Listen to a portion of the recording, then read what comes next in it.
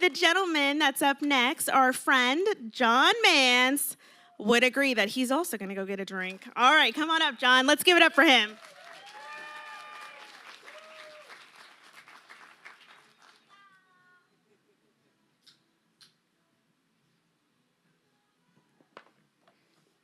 A walk-up song, Jeff. So my name's John Mans. I'm going to talk to you this evening about a very simple item, and the empty beer can. I assume most of you here will consider this trash. I, on the other hand, have had a passion for collecting old beer cans for over 50 years. I was a junior in college at Iowa State University in 1972 and was walking through the parking lot at my fraternity and saw a squashed can on the concrete. I've been over to pick it up to throw it away and noticed it was a beer I'd never heard of before, Sterling beer out of Evansville, Indiana. I have no explanation, but I found this intriguing. Shortly afterwards, I was in a friend's dorm room and saw a collection of colorful cans by Schmidt Brewing Company out of Minnesota. I checked into this and found they had 21 different cans with nature scenes that were sold in the area. This is when I officially started collecting different cans. In this initial phase, my options for adding to my collection was either purchase a different brand in the store or find them in remote garbage dumps. I loved looking for cans in these old trash dumps. It was like being on an Easter egg hunt. And my wife, Karma, was very tolerant to allow me to take detours on our road trips to look for old cans. And over the years, I got better and better at finding out where to look. And get this, if you are lucky and you can find a can buried in the right kind of dirt, like shown in this scene here, it can clean up pretty well with a mild acid to remove the rust. A can like this can easily sell for $500 on eBay auction. Speaking of eBay, when I heard about this auction website in 1997, I immediately went home and did a search for old beer cans. I really was not expecting to see much, but was floored when I saw there were 100 pages of cans up for auction. This opened up a whole new avenue for my collection to grow and provide opportunity for finding interesting old cans. So what do I actually collect? There are between 50 and 100,000 different beer cans produced over the last 90 years. No one can collect them all. One of my collections are the cans from 1935. This slide shows the very first beer can ever produced, Kruger Beer and Ale, which debuted in January 1935. In January 36, Fortune magazine did an article discussing the financial decisions involved with breweries converting from bottles to cans. Part of the article contained this now famous picture depicting all 29 of the different beer cans introduced in 1935. This has become a holy grail for collectors. Another characteristic for can collectors is a category called opening instruction cans, referred to as OI. This is the first time anyone ever was exposed to opening a can for drinking purposes, so it felt they had to have instructions on the side of the can.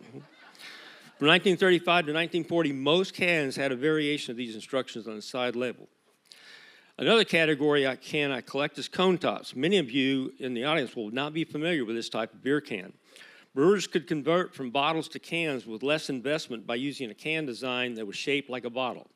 These were introduced in 1935 and existed until 1950. Backtracking a little bit, this will cause some of you to shake your head, but there's a large organization for beer can collectors with almost 40,000 members nationwide going back to 1970. They hold a national convention in different cities once a year. These national conventions include a competition for displays of different collections for the public to view. At the national convention in St. Louis in 2021, I did a display of vintage Louisiana cans and won second place in competition. Try not to brag here. The slide shows my display, but also about the most famous Louisiana can, Jack's. In 2023, I put up a different display in the competition at the National Convention in Little Rock. This was my vintage Texas can, highlights my Pearl beer can collection. I did win first place at this display. No, this convention occurred the weekend of my 49th wedding anniversary, and Karma advised me to plan something different next year. This slide shows some of my collection that has been on display at Crying Eagle for 6 years now at McNee Street. The top row has some of my 1935 can collection. The bottom row has some of my vintage Louisiana cans. And below each display is a brief story about the cans displayed. I thought you might be interested to see what some of the original cans of the more well-known national brands look like. On the left is Budweiser and Pabst Blue Ribbon.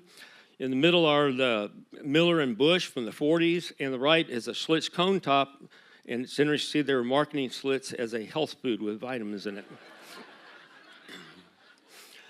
Many of these older cans have interesting stories in their background. When Jack came out with its first beer can in 1946, Andrew Jackson is shown on horseback tipping his hat, but his arm is missing.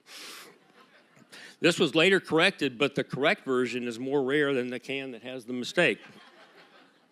The next slide is some of my rare cans in my collection. The Fort Pitt can on the left, there's only 10 known cans that exist at this type. The Potts can in the middle has only 6 known cans in this condition. And finally, the Progress can from Oklahoma in 1939, there's only 2 cans known to exist. My favorite vintage brewery is the Manhattan Brewing Company out of Chicago. This brewery was owned by Al Capone and his henchman, Frank Nitti. They put out 19 different cans in the late 30s. The Rosalie can pictured in this, on the upper left there, was distributed out of Church Point, Louisiana, and has a fantastic story you can read about at Crying Eagle. This is my second most prized can. As stated earlier, the first beer can was Kruger beer in 1935, but this can was a demonstration can from 1934 used by the salesman from the American Can Company to introduce the concept of putting beer in cans. And finally, my last slide, this is a picture of me and my mother-in-law on an abandoned homestead in western Iowa in 1977. We're walking around in waist-high weeds. She's just found a can lying in the weeds for 20 years of 1956 Hans Preferred can. This can is on the right is the actual can she found 50 years ago. And it will always be my favorite can.